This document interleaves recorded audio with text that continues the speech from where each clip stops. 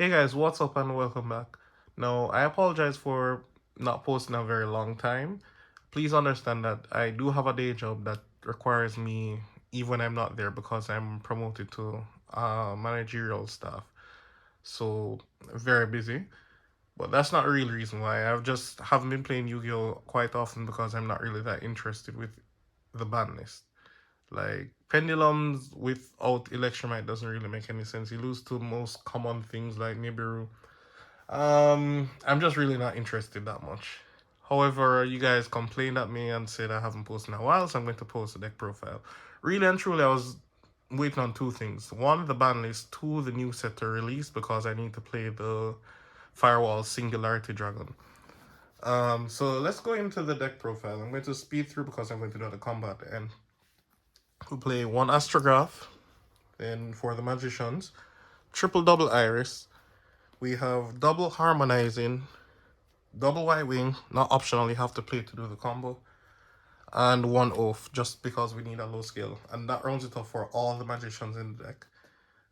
For Pals, we have triple Joker. Then we have Seer, in other words, a package with Dissolver and Arc Pendulum. Really and truly, I wasn't initially playing this, but it was like, okay, the deck instantly loses to Nibiru. There's no way to handle it.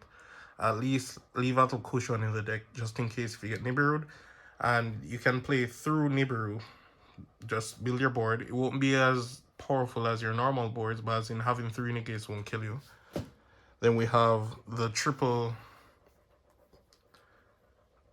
Revolution Dragon along with 2 Dark Worm and 1 Gate Zero. Sorry for the pause there, but I want you guys to understand something. Revolution searches for strictly this or this. You don't need to play 3 Dark Worm. The reason why is just Dark Worm is not a turbo card. The cards that get it in the graveyard is a turbo card. So there's a misunderstanding. If you don't see Dark Worm with some way to get it into the graveyard, like Pen Call, it's a brick. Not particularly a heavy brick with this deck because, as I'm explaining, I'm playing a few turbo cards. I'm playing triple Curtain Razor. I cut Chronograph really and truly because I keep drawing Time Star and it's pissing me off. That was the original reason why I stopped playing the deck in the first place. It have Pendulum decks because you have to play so many things to catch up with. The meta decks, you play some powerful cards that are meant to stay in the deck for you to search for. I call that I don't want to draw you syndrome. And a lot of times you open up with cards that are supposed to be in the deck. I'm not supposed to draw you syndrome. And speaking of that, these are 2 cards that you don't want to draw. They are to remain in the deck. This is the Draco Slayer. What she does is add a field spell. I'm directly adding Secret Village. And then this is Predaplant. This is not a super significant effect. You just play it because it's a free add. If Global was legal, I would play it.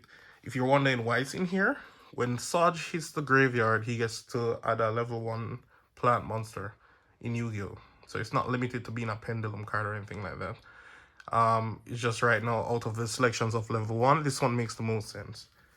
Then we play 0 Day just to be able to apply our combo, and Jowgen. Jowgen is MVP. He's the whole reason why we play the deck. First turn, we always Jowgen lock them. They can't play Yu-Gi-Oh! And we instantly win. Win-win situation. That rounds it up for all the monsters in the deck. For spells and the 1-drop, we have a quick run through. Triple Duelist Alliance. Then we have triple Pendulum Call. 1-star Pendulum Graph. And Secret Village. I don't want to play just one field spell in order to do the Vortex play. For the package, you play the Sky Iris. I wasn't playing Sky Iris at first. Let me just go through the deck.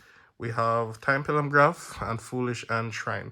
I don't want to play 2 Dragon Shrine because it's only 1 card I'm going to send, which is Dark Worm. And Shrine is a hard once per turn. For Sky Iris, I wasn't really playing it until I decided to play the package. The reason why I'm playing Sky Iris now is because previously I was playing Secret Village along with Necro Valley. Now, truth and fact, anything that Secret Village doesn't instantly kill, Necro Valley will kill it for you. Every single deck. If Secret Village doesn't murder it, Necro Valley will. And for the extra deck, Quick run through again. We have Vortex, Iggy Azalea. We have 21 Savage, me. We have Time Star, Raiders Knight, Arc. And then for the Link monsters, we have Link Disciple, Cross Sheep, Beyond the Pendulum, the Codebreaker combo, Double Celine, they are a requirement to do the combo, and Avermax. Now, Avermax was, I just put it in, it was being substituted for Zelantis. Zelantis and Meknight is the same thing. It's just a little protection on the end board. But the thing is with Zelantis, it's like, okay, I give you the end board. If your opponent monsters cannot be targeted, Zelantis can't do anything. They just punch over Jowgen anyways. With this, they have to attack it. And the better part is that a lot of persons who go around the board, what they do is impermanence these Zelantis, then get rid of Jowgen. I don't know why they don't just imperm Jowgen. Oh yeah, right, they can't attack. But they can special summon. So the situation comes up. With Met Knight Avermax, they can't imperm it and then punch it down. They can imperm Jowgen and then play, but yeah, they still have to face Avermax before the Jowgen even goes away. And even then, if you have enough counters on the Celine, you can just put back the Jowgen right back on the field. So Avermax is the better in application. However, because I'm playing Avermax, I'm required to play Link Disciple. It's because it's just a level, a Link 1. I'm going to go jump straight into the combo so you guys can see how it looks.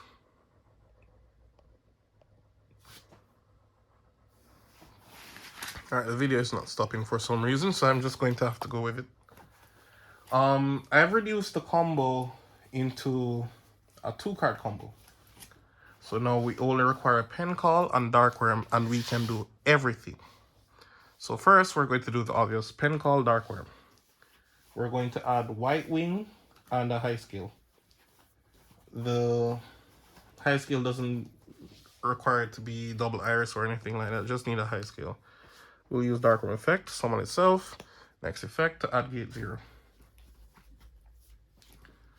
We will now scale the 2 Pendulum cards, normal summon. In this scenario, if I had opened the plant monster, I'm going to Ignister first to get the card out of my hand because it's going to be a free +1 at the end. Now I'm going to break even instead. So here, I'm going to link someone into my Beyond the Pendulum. I'm going to activate its effect, and I'm going to add Harmonizing from my deck to my hand. Going to Pendulum summon. The positions don't really matter that much. I'll use the Harmonizing effect, and I'll get the second White Wing out of the deck. It has to be White Wing. Cannot be anything else, must be. That's why you play 2. From here, I'm going to Exceed someone into Time Star Magician. Detach White Wing, and effect I'll add, my apologies, cards a bit spread out here. From here, I'll add Sage de Fleur. I'll use its effect to summon itself, try to pop her, and the scale. Because I'm under Pen Call, this can't be destroyed. Time Star is going to save this by sending any spellcaster from my deck to the graveyard. It's going to be Jowgen. So in other words, it's just a way to get Jowgen to the graveyard. Because what I'm going to do instantly now is link up into Celine. And Celine is going to automatically have 3 counters because Pen Call is in the grave and my 2 scales. But Celine is mandatory, so she's Chainlink 1, Sage, Chainlink 2. With Sage, I'm going to return my Beyond the Pendulum to the extra deck and add a level 1 plant, which is going to be Orchid to my hand. From here, don't use the Celine's effect. You're going to synchro someone into your Ignister. So this White Wing is banished. Ignister's effect, I get to pull the Draco Slayer from the deck. So now, she'll add a field spell. What I'm going to do is stick to the game plan and add Secret Village, then throw away the Orchid. That's all it was there for. You could imagine if this was Glow Up Bulb, like if Bulb came back. That's why I want to see the ban list first. Because if I Do this combo now. The ban list gets dropped tomorrow, which has happened to me in the past. And the Electromite becomes illegal. This combo is invalid because Electromite would be the MVP of all. You can activate your secret village now if you really want. You will link off with both and go into your codebreaker combo. This will summon 0 day from the deck. Apologies. Link with both. And you go into Berserker. He will pull back both. The Celine still hasn't pulled back as yet. Now I'll link 0 day into my link 1. It's Link Disciple. The only good link one that is really good, it would be Link Decoder, which is strictly in OCG. It's not legal in TCG as it. So I'm going to link with both of these. And here I go into my Avermax. Celine still has not pulled back as yet, which is what I'm going to do now. Now, I did touch White Wing first, but honestly it didn't matter. So I'm going to pull back White Wing from the graveyard to a zone Celine points to. From here, I don't really need the Celine anymore, so I'm going to make a next one. So Celine's over this side and has the 3 counters again. I'm going to synchro with both of these. This White Wing goes to the face of extra deck.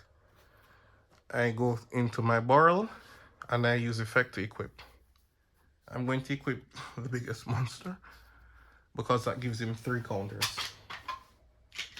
The Celine will have 4 counters because I have Pen Call in the Grave, 2 Scales, and the Secret Village.